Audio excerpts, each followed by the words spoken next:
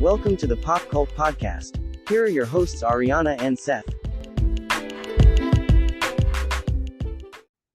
This is the Pop Cult Podcast. I'm Seth. I'm Ariana. And today we've got a Denis Villeneuve double feature. Later we'll be talking about one of his early films, Polytechnique. But first we are going to be talking about the kind of long-awaited, but not that long-awaited, Dune Part 2. Paul Atreides unites with Chani and the Fremen while seeking revenge against the conspirators who destroyed his family. Facing a choice between the love of his life and the fate of the universe, he must prevent a terrible future only he can foresee. So, Ariana, before we get into details about Dune 2, I just kind of want to talk about our history as, because I would say, I'll speak for you here.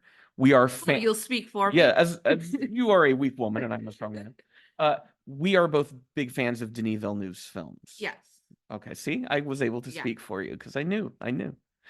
You could speak for me and say the same thing. You are a big fan. Yeah, that is true. That's a true statement. So I just want to kind of briefly touch on the films of his we've seen.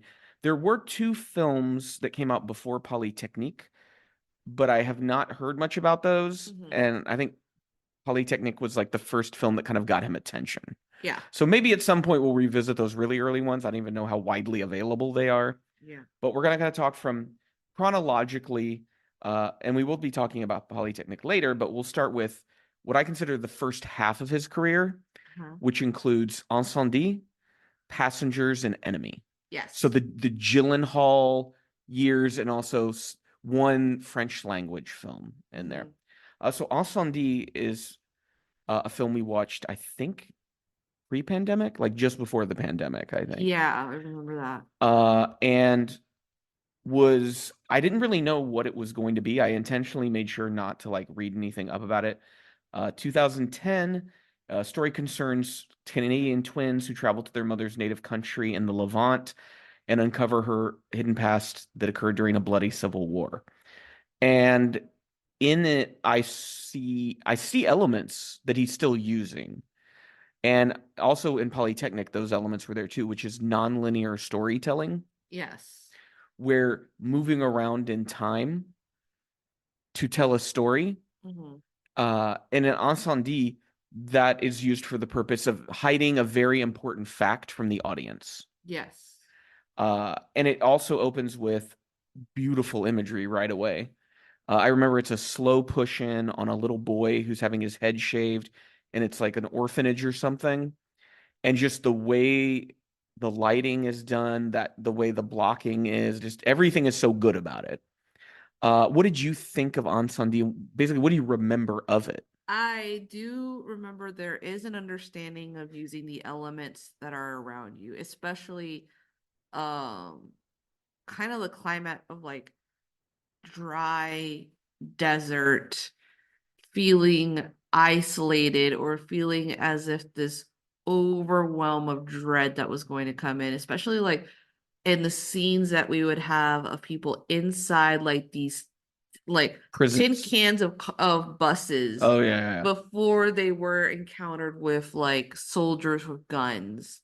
And then the few moments that were supposed to be moments of happiness felt pure and it felt good. And it was like this thing of almost saying, in the film, you understand you're not supposed to be comfortable during those moments, but he has this way that during those moments, they feel as if they should be lasting as long as possible, only for him to go like, well, now your life's fucked. Well, much like real life. Well, yeah, I think I remember the way he portrayed like Lebanon, which I think is where it's based, at the beginning as a more like rural agricultural thing. Yeah. But then the further we go, the more like broken down everything becomes until the protagonist is like thrown in this prison and being tortured by one side of the war. And there is thematically, you can see a lot of connections between it and Dune. Like he's still revisiting those. Also, would make I won't say why, but it would make a great double feature with Old Boy. Yes. They would both be like that. I think they pair well. So after that, and I can't remember if you watched Prisoners with me. I know I saw it by myself the first time I watched it. I think I've seen it. It's one of those films that like, it's not that it was hard for it to capture my attention is just like it is so brutally sad Yeah. that it's just kind of at times you want to erase the first half of it. Like I think the second half is really embedded in my brain. Well, I think best Hugh Jackman performance ever. Yes. I can't think of a performance he's ever given that is better than what he does in And the thing is, Prisoners. like, genuinely, like Hugh Jackson, like, will give 100% in a role. Yeah. It's just like he understands when he needs to be campy, when he Yeah. needs to be playing a gruff hero. This is his, I think it was his most complex, interesting role. Yes, because he's playing a father who is trying to locate where his daughter is, and it's just kind of like, well, fuck the police, I'll do it myself, not understanding the damage that he's causing while he goes that route. And also the first of two times that Villeneuve has worked with Jake Gyllenhaal, who Yeah. plays Loki, the detective that is, Yeah. and has a great final, like the final scene with Loki in that movie is very good. Yeah, it's like you're watching a man break down because he doesn't know. And then there's that element I won't say that Yeah. is just dangling there the whole time. Yeah, that film had, it kind of reminds me, which this is like, I forgot the name of it. Jake Gyllenhaal is in it, and it's a comfort movie for you. Oh my God, what is it? It's the one of Oh, the Zodiac. Yeah. There Yeah, is yeah, like a they little pair. bit like The Fincher kind of influence there, yeah. there's an influence of Fincher there, but I think it also has to do with like even though Jake Gyllenhaal is playing a completely different character, it's like that loner aspect of being caught in this mystery that Yeah. he can't untangle the way he would wish. Yeah, I could say that. And then we get to Enemy, which I would argue is Villeneuve's most underseen film that more people need to see. Yeah. With Jake Gyllenhaal in a dual role this time. Yeah. Very Lynchian imagery in this movie, the spider imagery that's constantly showing up. It's also this interesting thing where they don't explain to you the duality, it's just there. It's very dream logic driven movie. Yes. And it made me think like that might be the direction Villeneuve was going, but then we started what I would say is kind of his, I'm not sure if we're still in this period or with Dune we've kind of moved out of it, but it's more Villeneuve as a mainstream director. Yeah. And I would say that started with Sicario. Sicario, which is funny enough, has had how many fucking sequels after it? Yeah, Like, he has nothing to do he with has them, I don't nothing think. to Yeah. do with it. Like, neither does, I forgot what her name, Emily Blunt. Yeah. And it was one of the Is Benicio del Toro involved? Yes, Benicio del Oh, Toro's wow. in it, but Gross. he's like in the sequels. But also where he meets Josh Brolin. Yes. And Josh Brolin's going to become a collaborator in Dune. Mhm. In Sicario, one of the things that I think marked this for me as, okay, now we're shifting to something new, is Villeneuve's tracking shots. If you think of the showdown on the bridge across the border in Mhm. Sicario, the way the camera moves outside the cars as the DEA agents have their weapons drawn and they're like getting into position. Yeah, it's almost like tactical camera work is what I would call it. Yeah. Where it's kind of it's moving in a way that it's capturing everything you need to see to understand what's happening without words or exposition. Yeah, it feels as if like he maybe at because I wouldn't be surprised like if you have a person who is like I would not say an advocate, but it would be like someone who's already been through that process. That's like a counseling person who's just like, this is how it looks. And it's like, he was like, can we choreograph it that I can walk around and figure out where the camera needs to be exactly so it feels fluid because it's almost a more refined version of a documentary setting of like the way the camera feels very fluid, but it doesn't feel as if like these people are waiting for the camera to pass it by. It just is quick and you don't notice the cuts too much. So when the cut is from behind the person, it feels like it flows very well. Yeah, like his editing is very tight in these movies. I'd also say Villeneuve is able to make a certain thing palatable to me that I normally don't like, and that is the procedural. Yes. Watching people go through the motions of a task, especially like anything to do with like law enforcement or crime, I usually find like incredibly boring.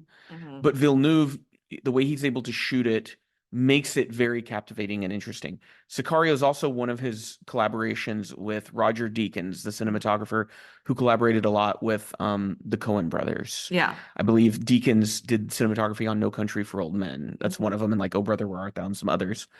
Uh, and I think Deakins did Prisoners. I don't think he did Enemy, and I believe he might have done the cinematography. Oh, he did. I know he definitely did the cinematography for Blade Runner 2049. So after Sicario, that movie really feels like, okay, now we're kind of mainstreaming Villeneuve. Yeah.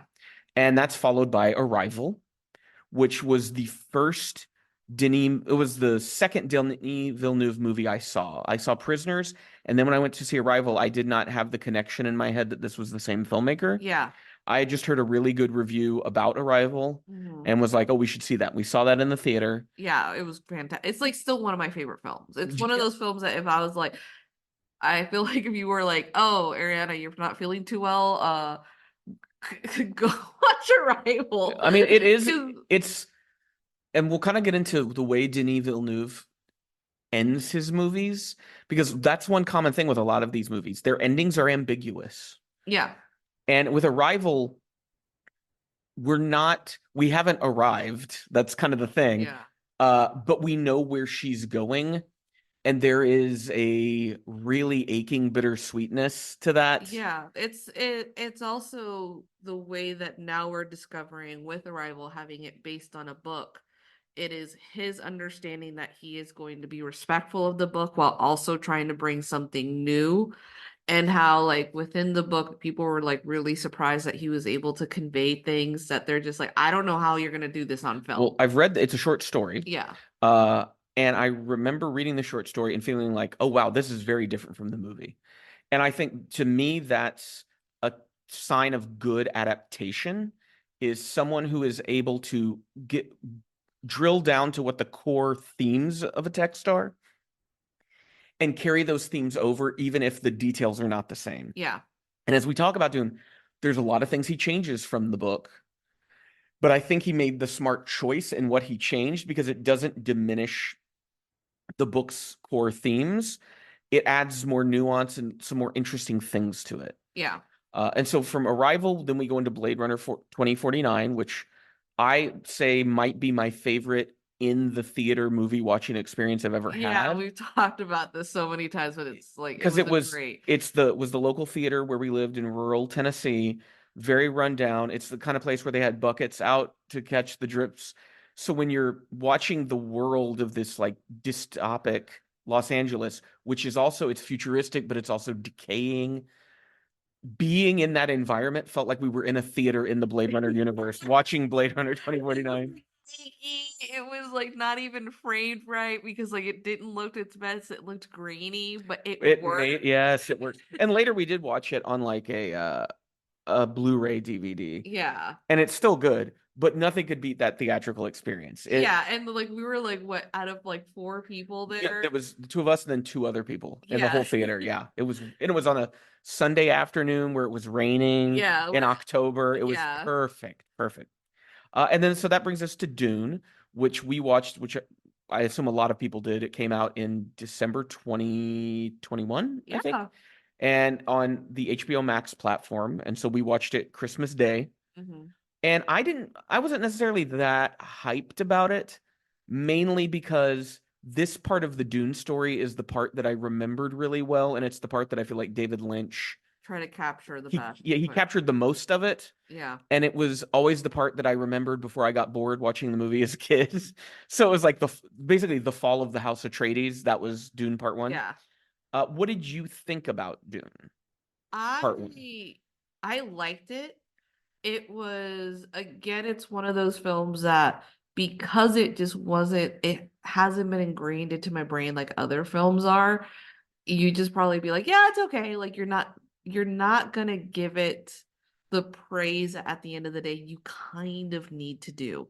Well, because it doesn't have an ending. And that was my thing Yeah, when I saw it was, I can't really say if I like this movie or not because it's not over. yeah, and it was this weird thing that we were kind of like not sure how we are gonna feel about the second film because we were watching like trailers and normally I wasn't like that hyped. like it was funny because we at first were like we don't want to watch too many trailers for like Dune Part 1. We want to be surprised. And then we saw it, and then like we're just like, ugh, I don't know how to feel about it. But I like the arcs. I like the difference in how the characters were portrayed to a certain degree.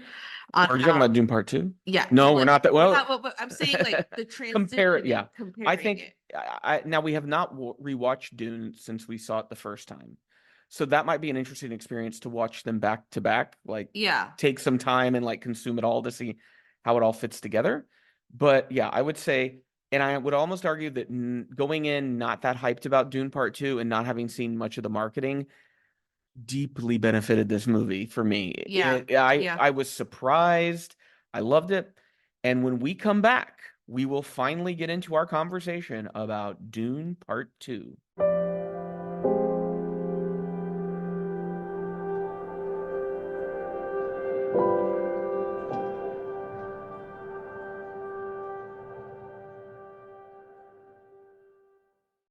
We are back, and we're finally going to be talking about Dune Part 2. So, Ariana, you have read the book. Yes. I have not. I think after seeing Part 2, I think it might be one of my next fiction reads. And I'm thinking of reading that and Dune Messiah to get the full, like, original trilogy that he had planned. Yeah. What do you think, without going into too much detail, but just generally how this film captured the story from that novel? I think it captured it way better than Lynch's version, in where it's this interesting thing that, like, social media, when Dune Part 1 came out, was like people who hadn't read the novels were going like, this is a white savior story, Some blah, of them blah, are blah. still saying it after watching Part 2, which I don't get. And I don't understand how you can watch Part 2 and assume this is a white savior story when it's obvious like he is going to destroy these people. Like he's going to. It ends with the promise of like nuclear holocaust is what's going to Yes. happen. And the thing is, like, even though he's amongst them at the end of the day, it is his privilege that gets him to the point towards the end of the film, right? We will go into more detail about Messiah stories and what this Yeah. film is saying about it. So I will say something very bold. I think Denis Villeneuve is the best living visual filmmaker we have. Yeah, that's not, I mean, I'm not disagreeing with that at all. I feel I'm like, not going to say like emotional storytelling, maybe not, right? no, I feel like I would love to see him talk with the director of The Creator. I Oh, feel yeah. like they would have like an amazing talk about like Well, using technology, people like understanding like spatial awareness of what you're creating. scale. They're both very Yeah. good at scale. And yeah, I think The Creator is a good movie to compare Denis Villeneuve's work to. Gareth Edwards. Gareth Edwards is one of those directors where he's the opposite of Villeneuve, where I think Villeneuve is also a good director. Gareth Edwards, I just feel like should just do cinematography because in his movies, Rogue One, The Creator, that movie Monsters he did with Scoot, what's his face from *Halt and Catch Fire*. Yeah. He's Edwards is such a great cinematographer. All of his shots look so I think good. the thing is like the story's good. He can't just convey the emotions that you want out of the character. He doesn't know how to direct actors well, I Yes. think, yeah. And Gareth Edwards, not like Villeneuve, but we'll talk about some of the performances in this movie. he can. We're gonna talk about some that I think. Okay, I want to hear. I want to hear which ones. Okay, we'll get into it then. Uh-huh. I would say that the acting in this film is a mixed bag. Yeah. I say there are some performances that feel wooden, but they don't feel any more wooden than you would expect in any other average Hollywood blockbuster. Yeah. Right. Ones I think work, Stellan Skarsgård as Baron Vladimir Harkonnen. Yeah, he's great.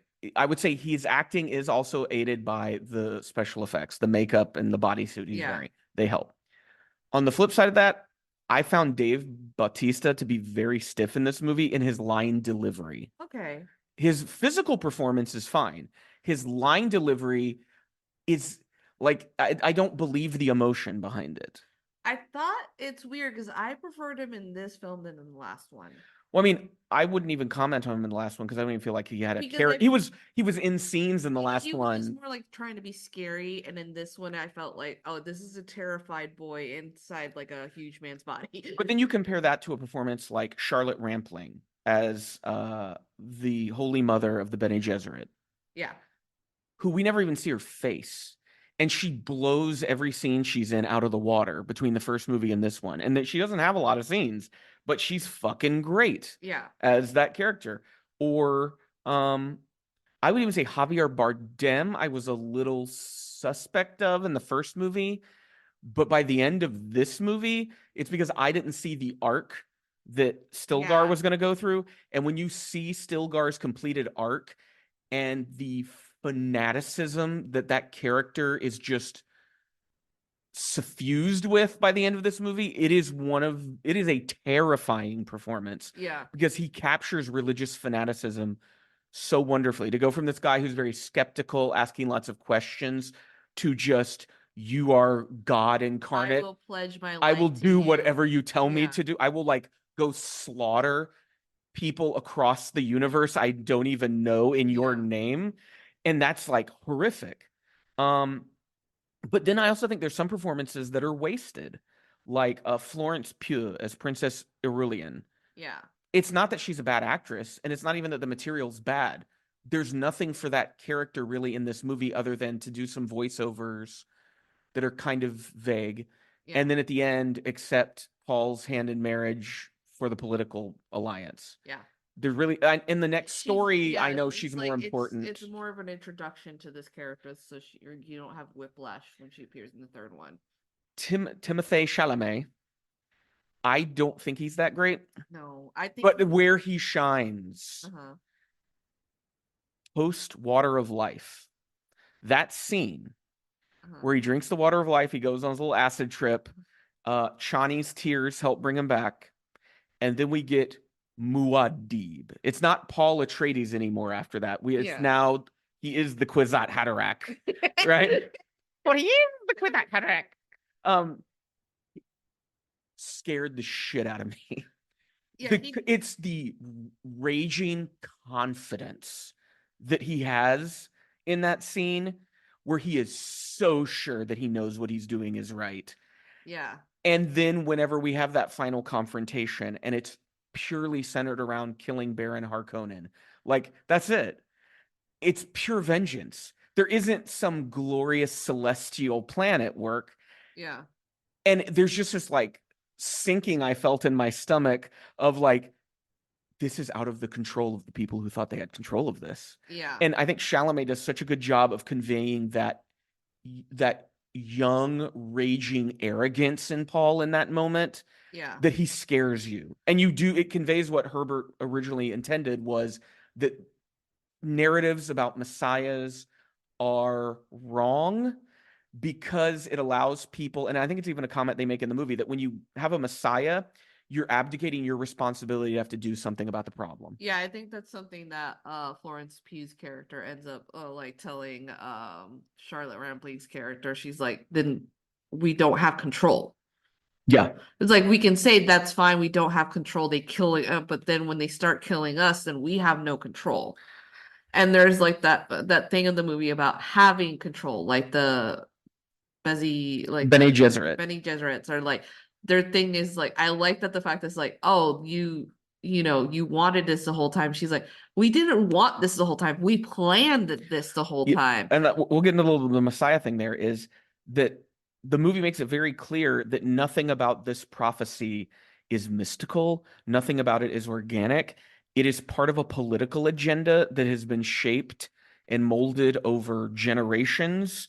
And and I even think you probably know this from the book, that there were multiple attempts to create the Kwisatz Haderach.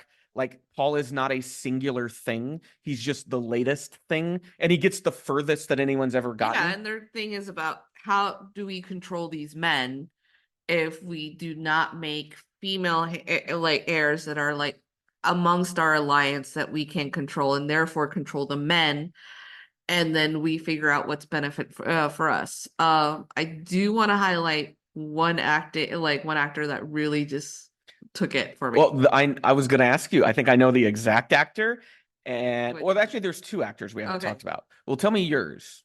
It's Rebecca Ferguson as Lady Jessica. I think she's the best performance in the whole film. Like, here's the thing. She's the villain of the Yeah. movie. Like, So, she here's the is. thing. We saw Silo. Not fans. We did not like it. It felt very like networky, drag you along And unnecessarily it for was too long. hard Yeah. to do with because I felt like a lot of times she was the best thing in the show, but then there's a few times that I would get annoyed with I was her. so bored. Yes. And so it was like, I'm like, is she a good actress? And then Dune 2 came in and was like, baby, I got you. Her final like scene in this movie, like much with Paul, is it gave me the sensation I had watching the end of David Lynch's Dune. This is like a 180. David Lynch's Dune, these characters are all Saturday morning cartoon characters. Yeah, they're like, there's broadly painted, there's no nuance, right? And even Lynch hates that movie. He would go, that's my worst movie. He's not gonna argue. Paul Atreides and Lady Jessica by the end of Villeneuve's Dune are some of the most evil villains I have ever seen in a movie. Yeah. Mainly because you understand why people would be convinced to follow them. Yes. Like a cackling, mustache twirling villain. I don't believe it because I'm like, well, I'm not going to follow that kind of person, right? But it's the same reason why Trump can be scary, because he feeds red meat to people who want to hear certain things. Yeah. Or the way Joe Biden can be scary is because he knows how to hide genocidal foreign policy beneath a veneer of kindly old grandpa, right? Yeah. And these are things politically that are very dangerous. It's the rhetoric and how you're able to influence the people you're targeting. And like what I love is like in the book, she is pregnant, right?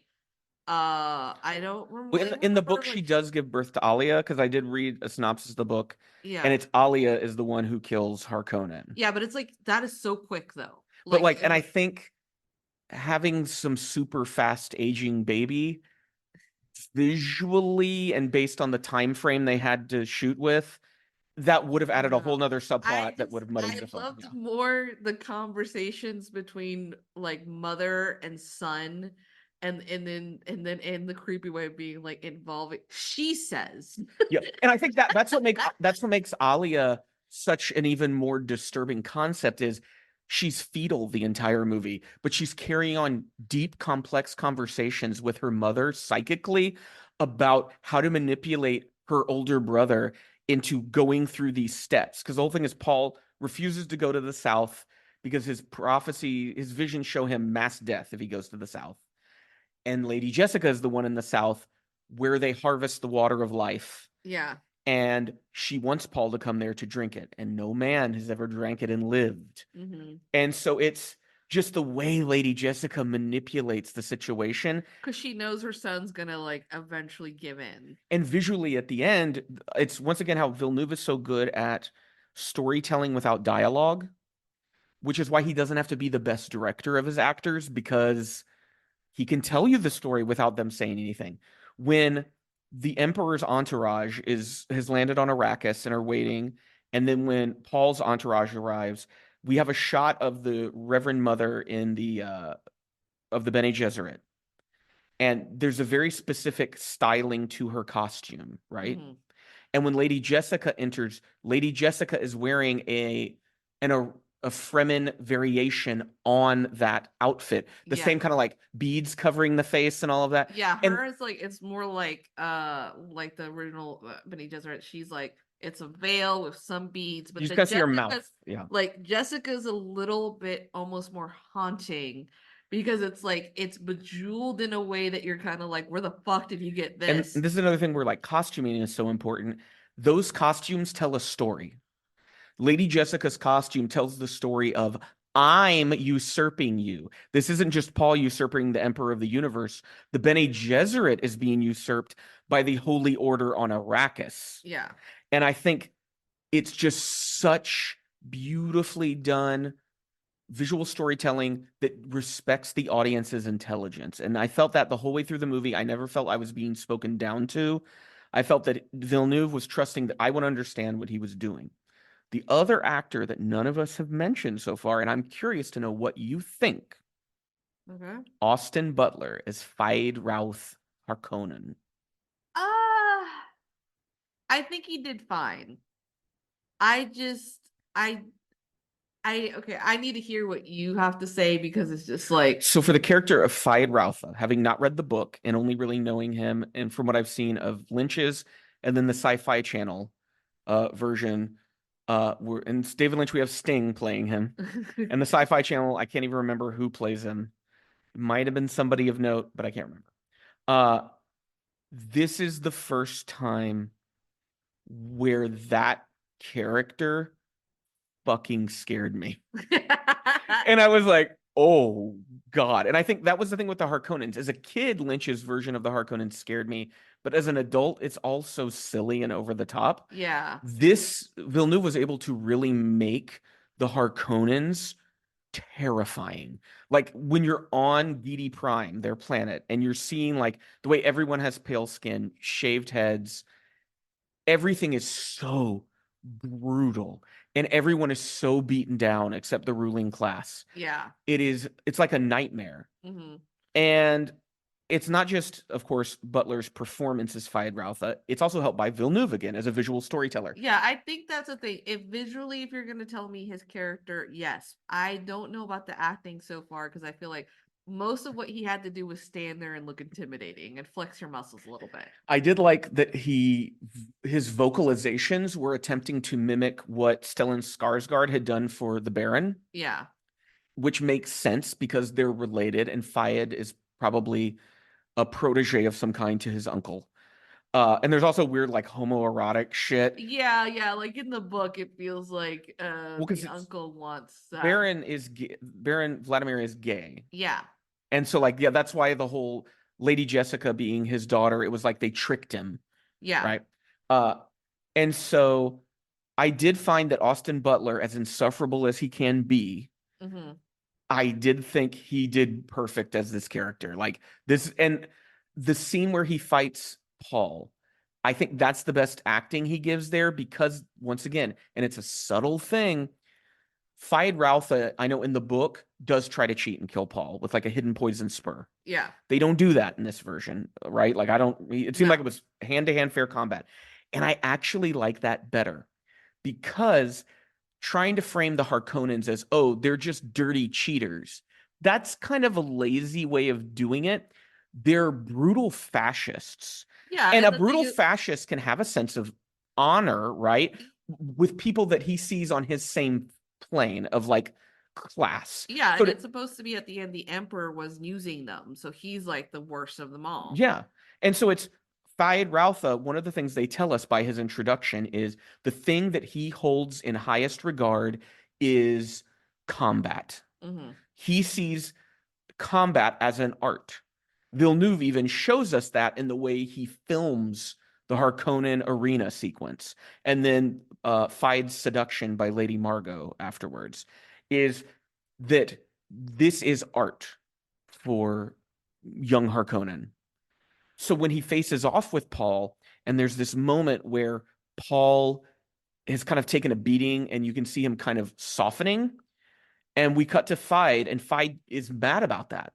So he taunts and makes threats about Chani because he notices the way Paul looks at her. And the way I read it is Fide was not honestly going like, I'm going to like sexually assault and murder the woman you love. He's saying things to provoke Paul into being filled with the rage that's needed for Fide to get the fight that he wants. Yeah.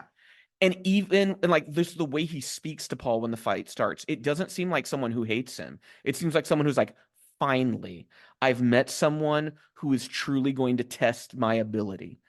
And like, if I die, I'll at least know how good I was, kind of a thing. And this is all wordless. So once again, somebody may have a different interpretation. And I don't think it makes Fayed Routha heroic, but I do think it adds that layer of complexity that is flushed throughout all these characters, and which I think was what Herbert originally intended is this is not the story of heroes and villains. This is the story of political machinations, the people they destroy, the people who are doing the destroying, and how no one really learns anything by the end of the story. They're just repeating the mistakes that they were doing before. It's also the character at the end of the day is all he wants is violence. Yeah. Like it's fear, like, because I think they do test him, like the Bene Gesserit, to put his hand into the box, but we don't see the outcome of it. But they're Which just I found very interesting that they because cut away. because they're like his whole thing is violence and fear. He feeds off of it, but he has no alliances at the end of the day. They're like he could possibly get attached romantically to someone, but they're like he's He'd probably sexually kill them. naive. Yeah. And it's just sort of But like also he's a rabid child. like also like he killed his own mother. Yeah. Like was one of the remarks on how like they're like, well, we have to control him somehow. And so the little like, and it's almost a seed for a future story. And I don't know if this was in the book, how Lady Margot Fenring seduces him and becomes impregnated with his child. Do you remember that at all from the book? It was like, yeah, so someone gets pregnant. It's like There's a lot in the book from yeah, what I read. there's so much. And so my take of that idea is that the Bene Gesserit are going to try to then create a new Kwisatz Haderach to usurp Paul in the future. Like that's the idea of doing this. And it reiterates the idea that there is no the Messiah. There are thousands of possible messiahs. It just depends on when the Bene Gesserit feel that they're in a position that's politically advantageous to let that play itself out.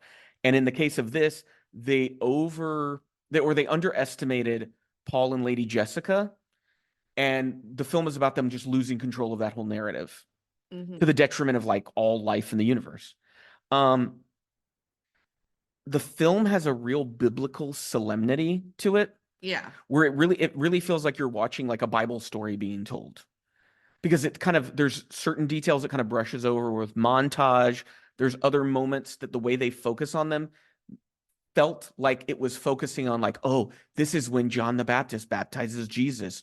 Oh, this is when Jesus kisses Judas. Yeah. In the garden or whatever. All those are like, oh, this is when, David fought Goliath. It feels like those moments, right, where they're very like archetypal, and you can see their influence. One acting performance we didn't talk about before we move on more to things. Zendaya. What did you think? I liked her as a character. I like the fact that in comparison to the book, she's not so enamored with like Paul. Yes, she falls in love with him, but she's just kind of, I like the fact that the character does not want to believe in this prophecy, even as her friends are starting to believe in it, and how she believes that like the Franny need to like the Freemen have to like free themselves. And it is once again, it's that idea of if you lean on a Messiah, you're abdicating your own responsibility. It's also like in a weird way, it's the heartbreak that then she has to deal with the fact that this person who she helps train, when you think about it, because everyone is like, oh, and the Messiah will know the way of our people. She's the one who's teaching him when she realizes he's alone in the desert. She takes place in the pageant of his resurrection that solidifies him as the Messiah. Yeah. She's like, and once again, that feels like a very biblical role, right? Like, and she will feed her tears to the Messiah when he is dead, and he shall rise again. Yeah, and like knowing very well that she will not benefit from the fruits of her own fucking labor, and also helped cause it, because like we were discussing this earlier, is like, yeah, I feel like that is a heartbreaking moment when he turns to her before everyone comes down, like the emperor's going to come down, and he says to her, I will love you until my dying breath. And then, but it sounds like a breakup. That's what it sounds like. He's like, "Oh, Emperor, I'll take your like your daughter for my bride, and like to make this even." And Shani is kind of like, "What the like?" Because obviously she didn't know what was happening. Yeah, and I think that is the best, because a lot of what you're talking about is Chani's characterization, which is a combination of what's on the page and what Villeneuve and Zendaya probably talked about. Yeah, I do think the best moment we get from Zendaya is that final scene. That was the scene where I was like, oh, she's able to wordlessly convey just because she's experiencing two heartbreaks. She's experiencing a personal heartbreak in that he is choosing another wife, but then also the shot where it's just so haunting, where you have Paul in the foreground and the camera pans up and you can see the windows out of the Emperor's ship, and you see the Sardaukar ships full of Fremen taking off. Yeah. And they're like, and you have Lady Jessica's line about, the holy war has begun. And these people are taking atomic weapons that the Atreides had hidden away on Arrakis and are gonna go like annihilate entire civilizations and planets. And just the Zendaya, I think, captured the overwhelming emotions that must come with that, because she just runs. It's just flight. Yeah. She just has to get out of there. And I think it's this interesting thing that I do believe like she will probably end up being a great actress the older that she gets. I'm still waiting because I think I still associate her with Disney and Marvel shit. I also have a problem that, like you said this before, because she has a babyish face. She does. To you can't grasp her on being. I can't see her performance as mature. And like, however, I think she's a stronger actor than Timothy.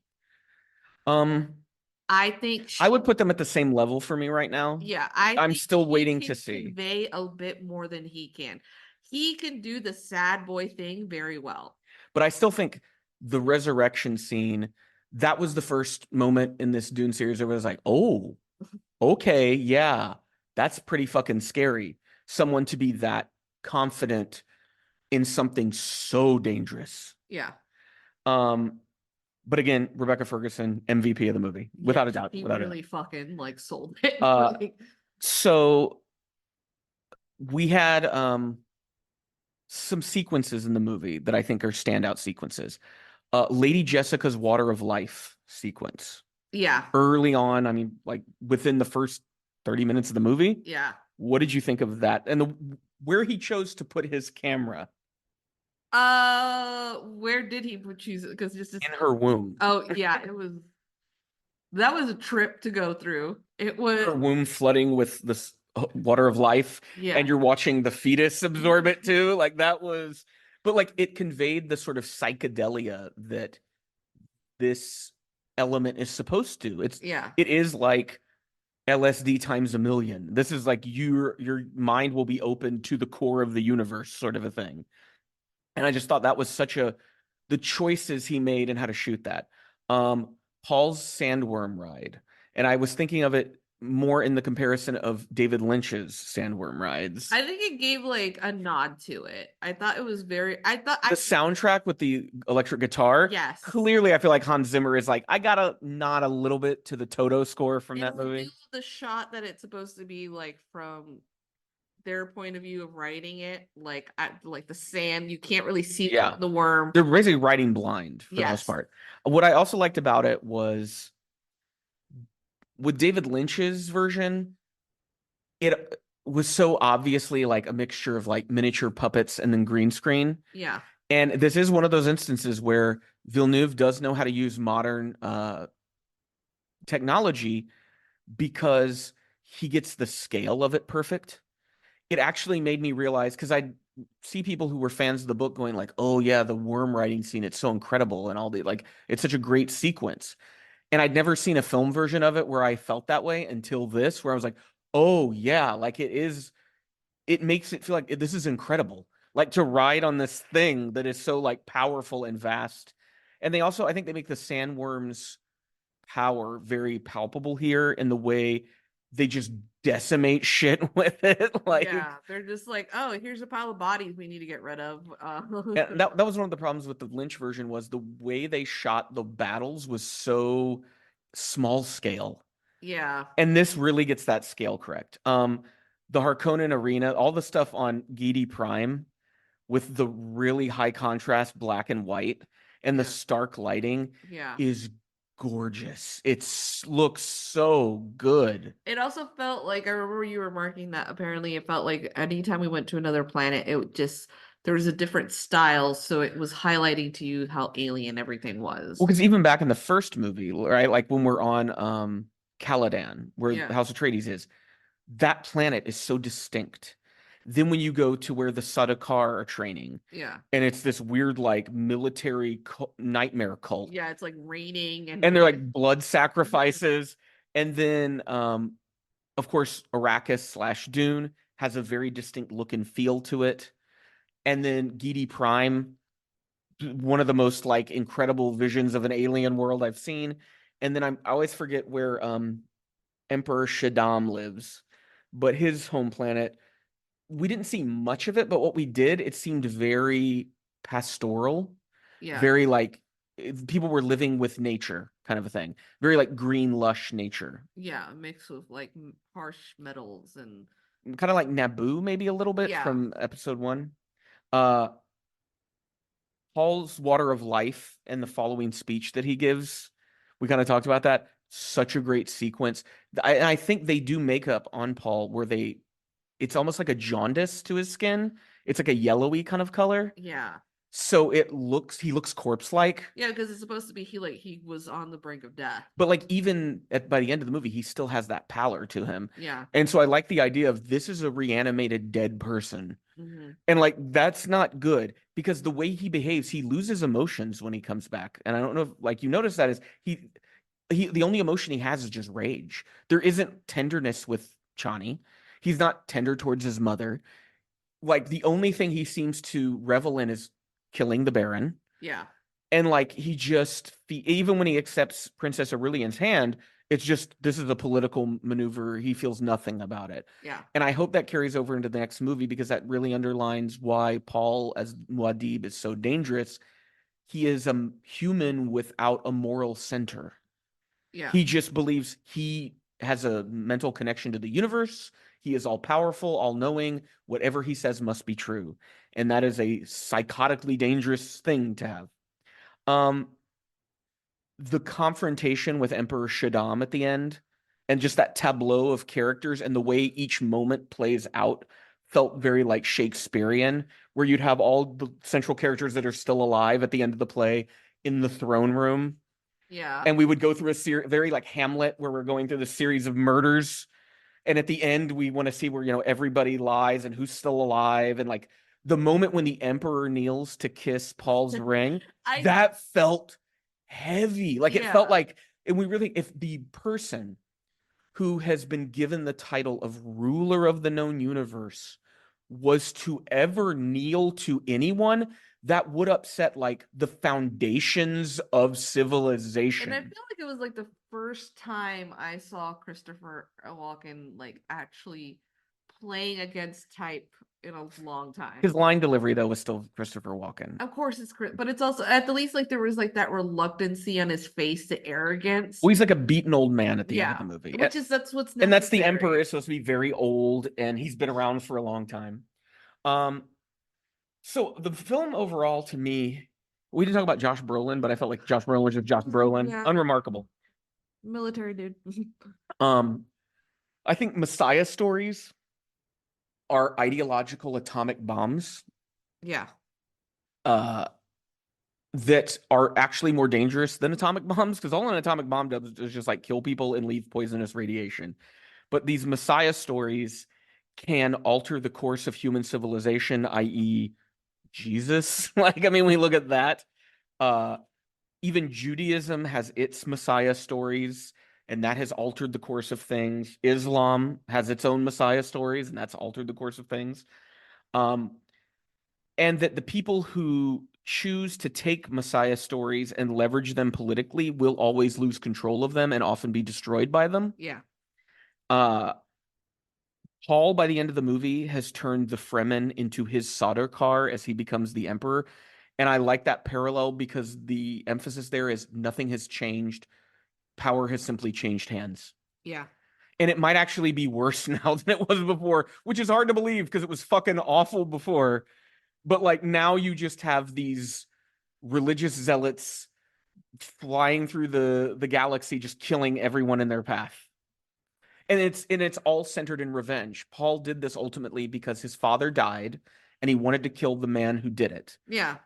But even Baron Harkonnen is just another piece in a larger machine. Yeah, because like the emperor just being like, oh, your father was weak, when it was just really being like, oh no, your father was gonna like follow certain rules that we didn't want him to follow.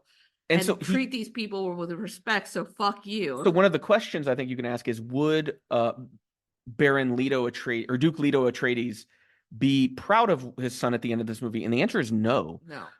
Duke Leto seemed to be wanting to overhaul this system as much as he could, being in the position he was in. Yeah. But couldn't. and Paul simply recreates the system. Yeah. And I really loved that element of it. I do think the movie starts to rush the closer we get towards the end. It did seem like there was a lot more montage and a lot more scenes that you probably could have drug out for a little longer and had more monologues and things like that, but were kind of cut short. One of the scenes that really sticks up to me is the temple where they're all praying to Paul, and Chani comes in and is trying to like shout some sense into people, and Gurney like grabs her and tells her to like be quiet. It just, to me, it felt like there could have been more to that scene. And I Yeah. know like Tim Blake Nelson had an entire role in this movie that got cut, and he said he was sad, but he understood why his role got cut. And apparently like there's other actors from the first movie who did have scenes, but they were just cut because they couldn't really give them a full arc. And the movie Yeah. was already like about to hit 3 hours as is. Which once again is why I think the best adaptation you could make of Dune is this budget, but a TV series. So like the budget they give to that horrible Lord of the Rings series on Amazon, if they gave it to a Yeah. Dune series that Villeneuve was like producing, then you could have an episode that was all about, um, Gidi Prime, or an episode that was all about Thurfer Havat, the Yeah. the Mentat. Like, and you could get a little more depth there. I think in terms of movies and the endurance we have to sit through a movie in a sitting, you just can't do it. No, It's just not going it's to too do it. much. Um, it also, to me, doesn't feel like it should be lumped in with things like Jurassic World, the MCU, or other Hollywood franchises. No, we talked about like it felt like an adult version of a science fiction movie, which we was desperately needed. And it felt as if the other remark that we made is just like it felt like this director picked up where we thought that like Christopher Nolan was gonna like go with. Yeah, And because I think Nolan, once again, a very good visual director. I don't feel an emotional connection to anyone in his movies. I don't feel any connection to his movies because he just goes now with subjects that are big and Oscar baity, in my opinion. Like Because his like Tenet is an interesting concept, and there are moments in that movie that where I'm like, oh, that's a really cool idea. But do feel like Nolan at the end of the day is just a bunch of cool ideas. yeah, there's no emotional attachment to it. And then he did like a war movie and then Oppenheimer. And it's just it feels like all he's doing is right now is just securing his place in the Which we Oscars. will be watching Oppenheimer later this year, so we will get to know what that's like. I'm so excited. Uh, so I do think that the ending of this movie is probably one of the bleakest, grim endings I've seen in a Hollywood movie in decades, possibly. Yeah. It is so dark and near hopeless, I would almost say. Like you don't feel like things are going to turn out all right at the end of Dune Part 2. You feel like this is the end of like humanity. That's how Yeah. it feels. Would you recommend Dune Part 2? Yes.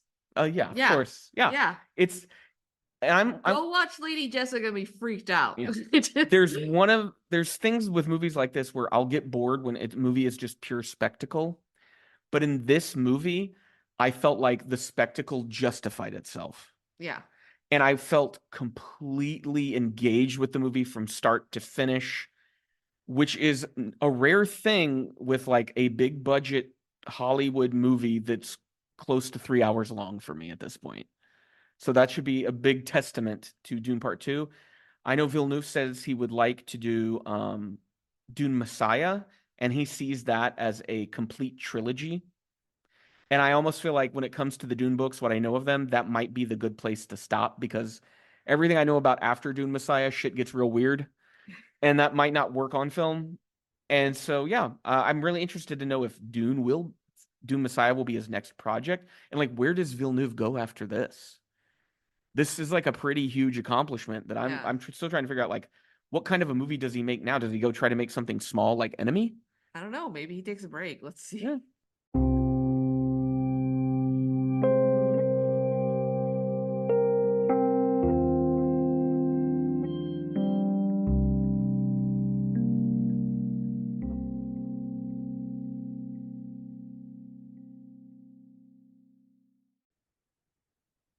Valerie and Jean-Francois study at a school in Montreal.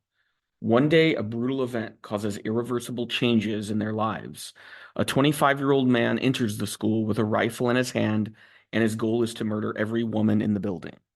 This is Denis Villeneuve's film, Polytechnique. This was his third feature, the first one to get significant recognition, and is based on a true event that happened. And I did a little research on that event. Okay. It is referred to as the Montreal Massacre of 1989. It was an anti-feminist mass shooting at École Polytechnique. 14 women were murdered. 10 more women plus 4 men were injured.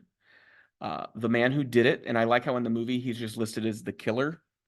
And even when I was looking up, I said, I'm not going to write this person's name down. Yeah. It doesn't matter. It really doesn't matter now because dime a dozen, these fucking assholes. He claimed to be fighting feminism and specifically hated women engineers. In under 20 minutes, he killed 6 women. Mainly a group that he had trapped in a classroom, which is recreated in the movie. Then he wandered the school, killing more as he went before he finally killed himself. And it was the deadliest mass shooting in Canadian history until 2020, when another man decided to go on a killing spree, I think disguised as an RCMP, Royal Canadian Mounted Police officer in Nova Scotia. So think of that's a big gap between 1989 and 2020. What did you think of Polytechnique? I mean, obviously it was beautifully shot. It was almost seamless in the way that he would follow this character around and then all the other people within the school. A lot of tracking shots from behind with Yes. Steadicam. And then there was that moment where it you break up the timeline to kind of give more background on the victims. We do get a little bit on the killer, but not too much. Or just him preparing, Yeah, making plans. Kind of a it's thing. more at the heartbreak when you're listening to these young women who are applying for jobs or internships about the fact that one man told this woman oh, normally women go for civil engineering because it's easier when you want to have a family, and the upset that she has where she closes herself in the bathroom to cry or because she's so angry because what was she supposed to say in order to not get that internship, but now knowing she's going to be bitter while she's doing the internship, all this stuff that they're facing, which is then you have the personification of what you hate, of what that hates you back coming to kill you. Well, I think thematically the problems that Valerie is dealing with leading up to the massacre are showcasing that while she is in this field of engineering, it's not like they're going easy on her because she's a woman. Yeah. She's getting an extra amount of critique. I like the nonlinear structure because the film's opening scene is the beginning of the shooting. Yes. And then we jump back to the morning of, or I think even before that, right? Because we do the killer, we see him in days leading up to. And it's Valerie and Jean-Francois are kind of the two central characters in the movie. And like you said, there's that moment where the shooting happens, and then when it comes time to see what happened during and after the shooting, the film branches. Yeah. And we follow Jean-Francois all the way up to the end of his arc, and then come back to Valerie. And when she's left, because the killer makes Jean-Francois leave the classroom with the other men, and Valerie and her friend Stephanie and the other women are kept there. And so because we're following Jean-Francois, the assumption is, I guess Valerie's dead. Yeah. And the movie kind of plays with that expectation a little bit. I do think the film hints a little bit of the structure of Incendie, the way he's going to take a real life event and tell it in a way that can still surprise people who are even familiar with the event. There are critiques that I have seen, and it is one of those where I was kind of thinking about it while I was watching it. They were saying that Villeneuve glams it up. He makes it look too beautiful. And it's sort of the same argument you sometimes see people make about movies about the Holocaust, right? Yeah. Or movies about war in general, right? If you make it too beautiful, you make it appealing. Yeah, I think that it's one where you can't really win no matter what when you think about it, because if he were to do it like in a way that's gory and gross, and people are going to be like, well, you're glorifying the blood, Exploitative. exploitative. So it's one where you're kind of like, do you tell the story or not? And at times you almost kind of wish that maybe there is also like an epilogue, like something that like I let mean, there you, is an epilogue here. yeah. But I think it's just like, It isn't a movie with like a central character or even a story. It's just a movie that's kind of peering into these people's lives on a day where something really horrible happened, yeah. and then checking back in with them apparently years after the event to see where are they at. How did this affect them? But it is one of those where, I'm not going to argue with someone who's saying it's too beautiful, because I don't know. It is a very beautiful movie. And that does, in some ways, glamorize Yeah, and it's done the in black events, and white, which is, I know very well, is in order to like diminish the blood. diminish the fact that there's so much blood. Um, and it's like, again, it's hard to say because it's not as if like the killer is projected as being cool or someone that everybody should idolize. In fact, when you're kind of hearing his reasons, you're just kind of like, but why? Yeah, they're very insanely petty. Yes, and it's just like, it is basically like a sulking child that didn't get what he want out of life and is accusing the next person who's doing better than him. And while also kind of like, even in his letter that he's reading out loud, is indicating that like, oh no, I only went through like school in order to make this plan. Like all of his life was to do this one thing, which was like his whole thing of Which I like, don't even know if I believe that. I think yeah, he's convinced himself of that because yeah. he's delusional. And so I understand why somebody could be like, it was too nicely done, but I like, I have no idea what to argue against that because I feel like Because it like can't movie be. exists, and Yeah, I think the only other way is just don't make a movie about it. That would be yeah, the only thing I could think. I think that Villeneuve uses silence extremely effectively when the shooting begins, because the gunshots are not constant.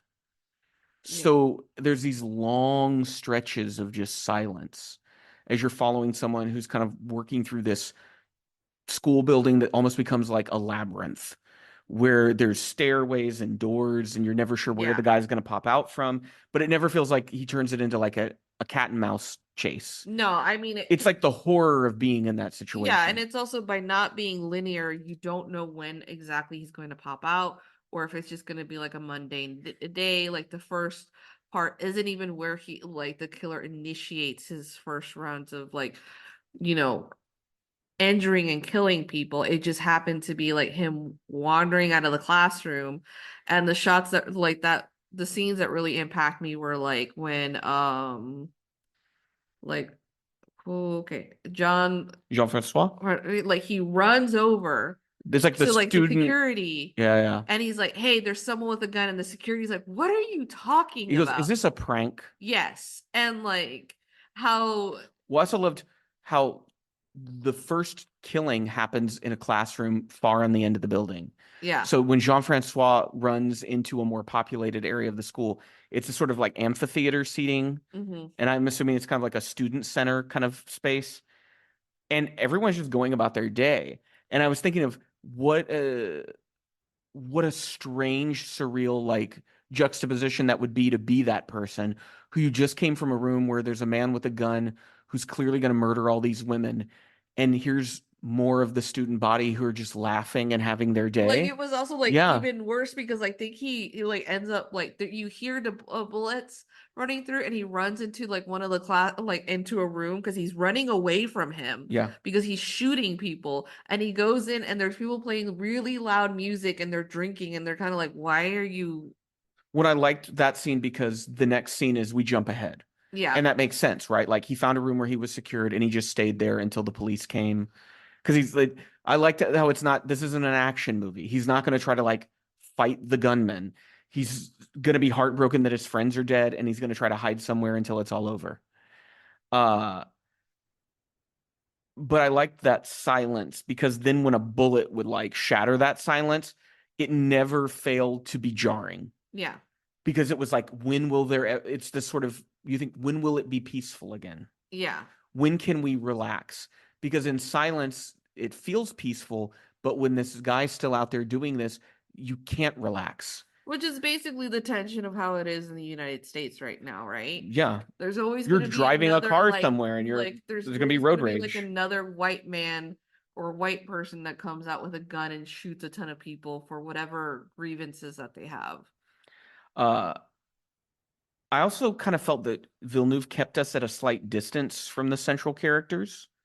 Yeah. And I think that was the right move, because if you knew them too intimately, it would be far too emotionally overwhelming when things happened. So it's almost like Villeneuve is doing something that's out of safety for the audience of, I will let you get to know them up to a point, but we will never get so intimate with them that you identify with them that way. Like, I have to do this because you're going to see them die. But I feel like if you're going to try to make the impact of this is bad, then you need to have me become emotionally attached to them.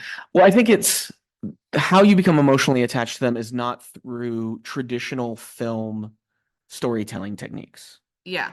He's not going to like use music as a form of emotional manipulation. I think it's almost like it's like he's like, I showed you the events, now go research them and make your point make your point across. But I think he's also showing how I don't have to humanize these people on a incredibly profound level through dialogue for you to be able to feel the pain of the loss. Yeah. And so it's this idea that, oh, why we should feel that loss when any of these mass shootings happen, right? I shouldn't have to know the people to care about the people. Yeah. And I think that's one of the things he's trying to convey. I saw people comparing it to Gus Van Sant's Elephant, which I don't believe you have seen. No. Which is based on Columbine, but very fictionalized.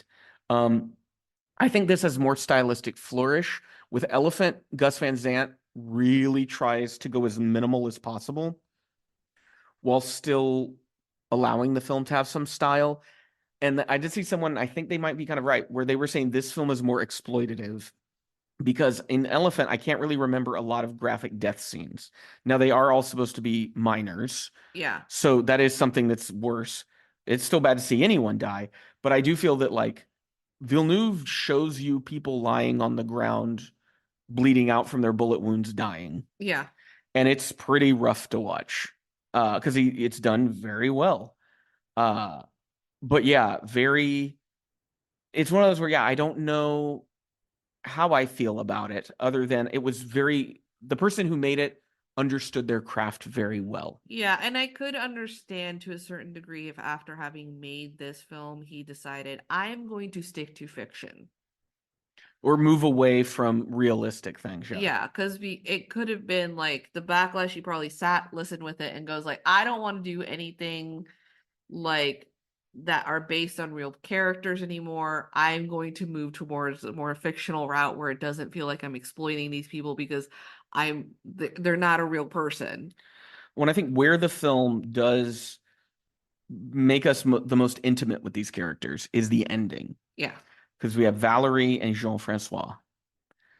And the character you'd expect to have had a tragic ending, there's a sign of hope and new life. Mm-hmm. And the character who seemed to have escaped the shooting, because they weren't the target of it, ends horribly. And I think that was such an interesting dichotomy there that you really have to sit with at the end. Like, why did that person kill themselves? Why was this person able to keep going on despite having like a front row seat to how horrible all of this was? Yeah. And I appreciate that Villeneuve does not try to answer that in any way. He simply presents these endings to us, and we're the ones who have to figure out, like, what does that mean? Would you recommend Polytechnique? Ooh. I'm like on a fence about it, especially after we talked about. If you want to watch it to see how Villeneuve, like, you want to see his development as a director? Development? No. Yes, go for it. But this is not a film that's going to inform you of anything new. This is not something that is a tragedy that is unknown to us. So if you don't want to feel horrible about our modern life, you could skip it. It doesn't have to impact you. Short. It's only 77 minutes long. But I'm always someone who, if it's a real life event, I almost would rather watch a documentary about it and see interviews and file footage and things like that rather than a fictionalized version. I mean, it was beautiful to watch, but those criticisms that were leveled did make me kind of have some second thoughts about it. Yeah. And so it's hard. It's not nearly close to being my favorite Villeneuve movie. No. But it is just an interesting piece in the steps he took to become the director he is today.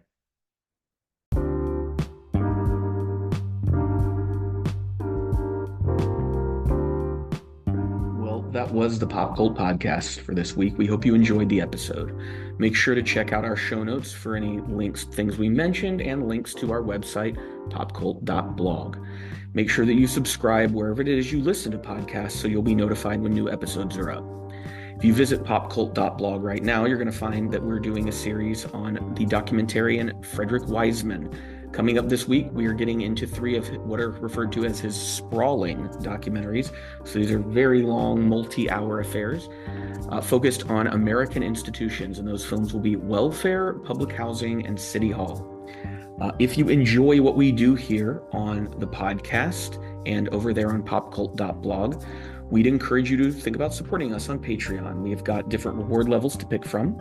I want to thank our current patrons, Becca and Matt, who donate at the writer's room level. By donating at that level or higher, you get to pick 1 movie a month that I will watch, review, and you can even include your own insights into the film if you so wish. No matter what level you become a patron at, you will get access to patron-exclusive podcasts. We have multiple mini-series that we've done. We just kicked off a new one of our screenplay series where Ariana and I do GM-less tabletop roleplay. We're using the game Corpborg, which is a world dominated by corporations and demons. And the first episode, I think, was a lot of fun. It's up for free right now on the Patreon. If you'd like to listen to that and get a sense of it, then hopefully join us. Next week on the podcast is a Japanese double feature. We'll be reviewing Wim Wenders' new film, Perfect Days, followed by the classic Yasuhiro Ozu film, Tokyo Story. Well, until next time, you keep listening, we'll keep watching.